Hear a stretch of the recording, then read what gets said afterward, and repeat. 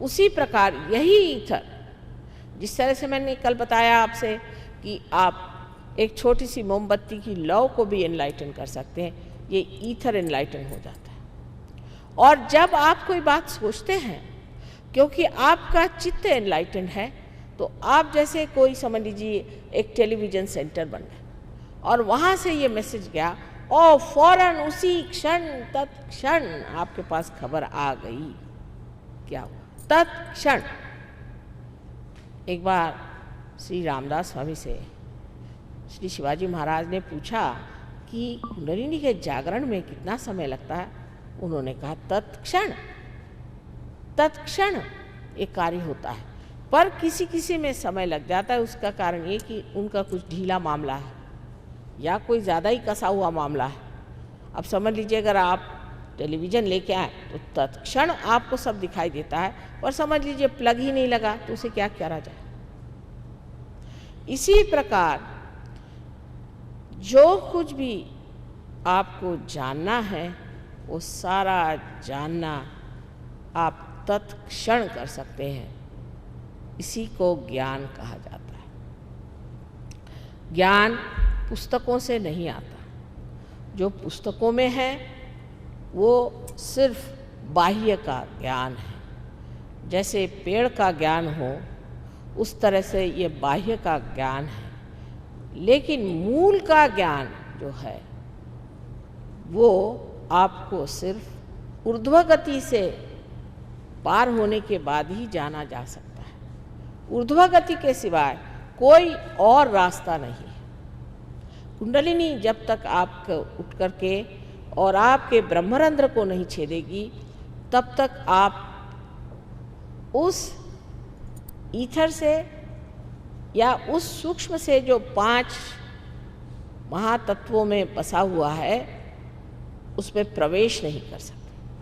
तो उसकी जो सूक्ष्मता है उसमें आपने प्रवेश कर लिया। अब हर चीज़ को आप इस्तेमाल कर सकते हैं। जैसे मैं आपसे कहती हूँ कि अभी ध्यान करने से बाद अपने जूते उतार लीजिए और ज़मीन पर पैर रखिए। ये पृथ्वी माता, ये भी तो एक तत्व है।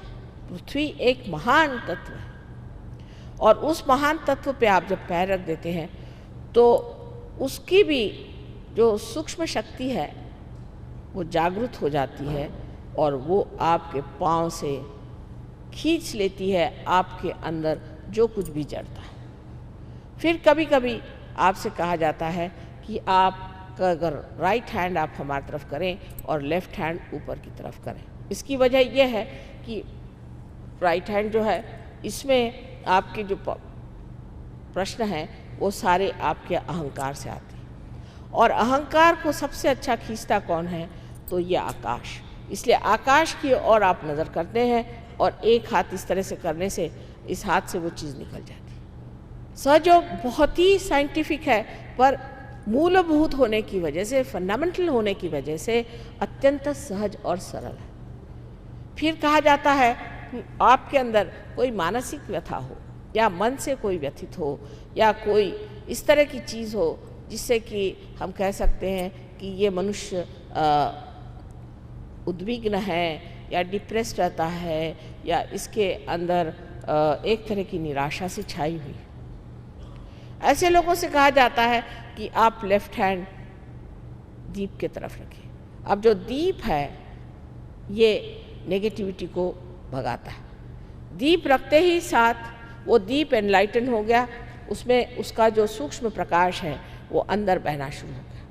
उस प्रकाश के डर से जो नेगेटिविटी थी वो आपके अंदर इस तरह से आई, और आ करके आपने यहाँ ज़मीन पर रखा तो उसने खींच ली।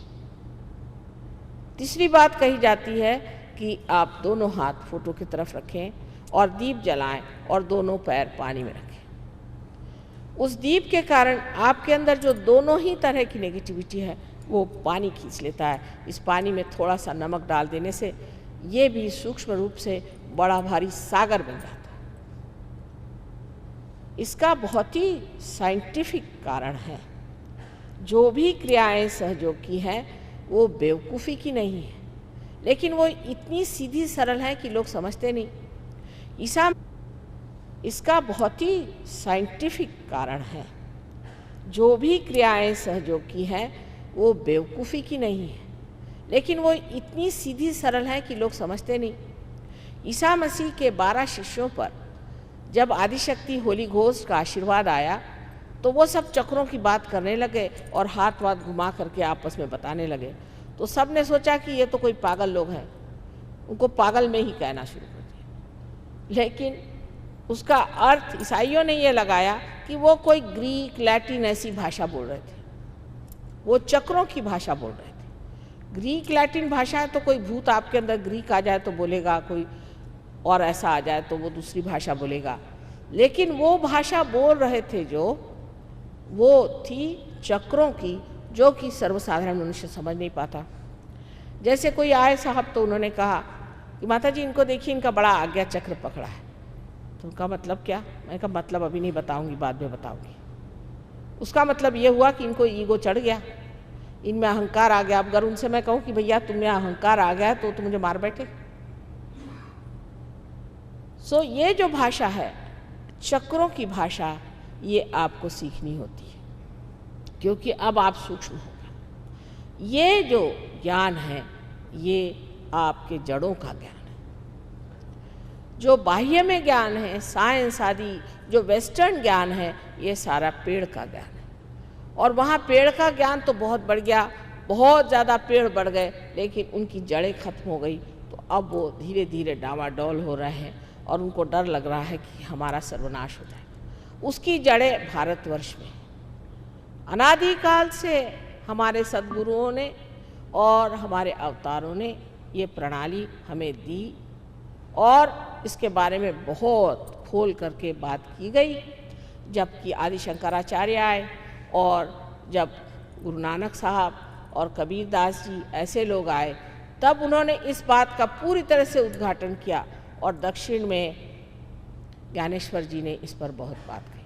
हालांकि मैंने आपसे कल कहा था कि मार्कंडेय जी ने इस पर 14,000 वर्ष पूर्व बात की थी।